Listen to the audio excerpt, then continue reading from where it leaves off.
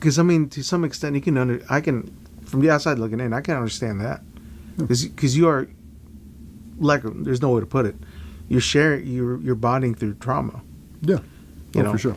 She can relate. You can relate. Mm-hmm. You guys in the same community. Yeah, I mean, you know, my dad was in teams. Her dad was in the teams. We all knew all the same people. Exactly. Danny was a different team than me. Never knew him, never met him, but all his best friends are now super tight with me. Like, not even because of Patsy, just because of moving around, traversing throughout the community. Now all his best friends are now all my best friends. Mm-hmm. It's like now I feel like I know him, so I have this I have this weird connection to Patsy even before I knew her. Right. So then when I met her, I felt super comfortable with her. It was like, you know, anytime I meet a team guy, I feel naturally at ease around team guys. Mm-hmm. It's the same thing around team guy wives. Like, I've been around it my whole life, dude. Yeah. Like, I know exactly what you're going through. I know the late nights. I know the kit bags full of dirty clothes. And I know all the shit, dude. Like, I've been there before. And I think she really helped me navigate through that. And she really pushed me to screen. You know, that was one of Danny's dreams. Like, he really wanted to screen and he wanted to make a push. And unfortunately got killed. And that's what she told me. She's like, why do you want to go? And I said, I want to see what all the fuss is about. If the best dudes go over there, it should naturally be safer. If I'm surrounded by people that are better than me, in theory, it should be safer. Right. I know the target set's more dangerous, but because the performers are supposed to be higher, I should buy down the risk. Yeah. And that made sense to her. And she's like, well, don't do it half-ass. So, and when I trained, like, she was into it. She'd do the long runs with me, and she'd help me prep my meals and do all that kind of stuff. Yeah, dude. That's cool. Oh, it was super cool. But, you know, we had to keep our relationship. Because, I mean, we started off just as friends. Like, I'd say text pals. Like, I just text her, and we do whatever. I finally took her out to lunch one day. But, I mean, we didn't tell anybody for months. Because, you know, I'm trying to screen. I'm like, I don't want this thing to come up. And finally, I just said, fuck it. I was like, I'm sick of fucking hiding this thing. So we just came out. I started dating, and it came with my interview. Oh, yeah? Oh, yeah, dude. How's that? Fucking petrifying, dude. I mean, you're sitting around, they're asking you all these questions, and a lot of the questions they asked me, I can't ever repeat.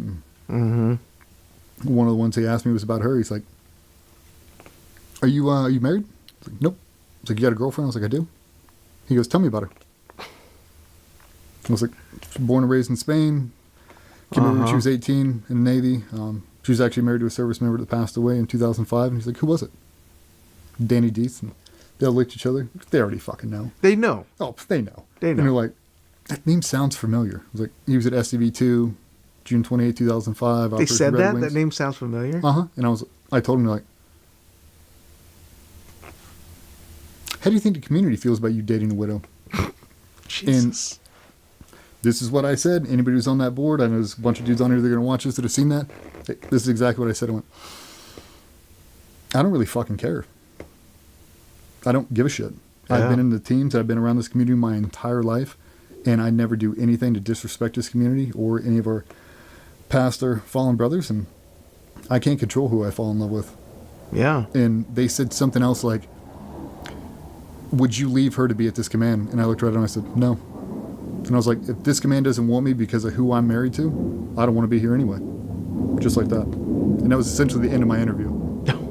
Like, I don't give a fuck, dude. Yeah. Like, I'm a team guy through and through, and you ask me a question, I'll answer it. And no, I don't fucking care. And if you don't want me to come over here because of who I'm dating, I don't want to be here anyway, dude. And got picked up right after that. That's funny. It was, man. But I mean, a lot of guys threw shade. A lot of people didn't even know me. You know, we'd come around in rumor mills and all this kind of bullshit. And like, what do you want me to do, man? Yeah. Yeah. People fall in love. Yeah, they do, man. Yeah. And she's a fucking unicorn anyway. She is. She is, dude. I mean, she's a gangster. And I wouldn't be here if it wasn't for her, for sure. Yeah. I mean, she came in my life at the perfect time. I was dating somebody when I came back from my second deployment, and that whole thing just ended in a fucking nightmare. So I was kind of just doing a single thing. Just hanging out, just really becoming obsessed with job. I didn't care about anything else. You know, going out in town, burning it down, doing whatever else you did. And I got her, and it really just pulled me back on the straight and narrow. Like, Patsy didn't have a drop of alcohol until probably a year after Danny died. Never smoked a cigarette, never done drugs, never smoked pot, never drank. So it wasn't like she was out burning it down trying to get me to go out there too. Like, if I wanted to go out, she wasn't drinking. Right. Like, well, she doesn't want to see me sloppy drunk, so I wouldn't. So we were just together. It was like we were an old married couple. We didn't have kids. There was nothing tying us down, just me, her, and the dogs. Right. And it was fucking awesome, dude. It was great. So when you got back from your third deployment, Mm-hmm. you got married? Mm-hmm. How We long? were home for a couple months, and I asked her to marry me before I left. I don't remember when we deployed on that, but we were probably dating for like a year and a half or something like that, and asked her to marry me. And got married at probably like the 2-year mark or something like that. There was a bit in the documentary that I thought was pretty sweet about taking a trip to Colorado. Mm. Yeah. Can you share that too? Yeah. Yeah, I mean, for the guys that haven't watched that documentary, it'll come out eventually, hopefully. Hopefully. Yeah, she, dude, I think it was Danny's birthday or an anniversary or something, maybe the wedding anniversary. It was something.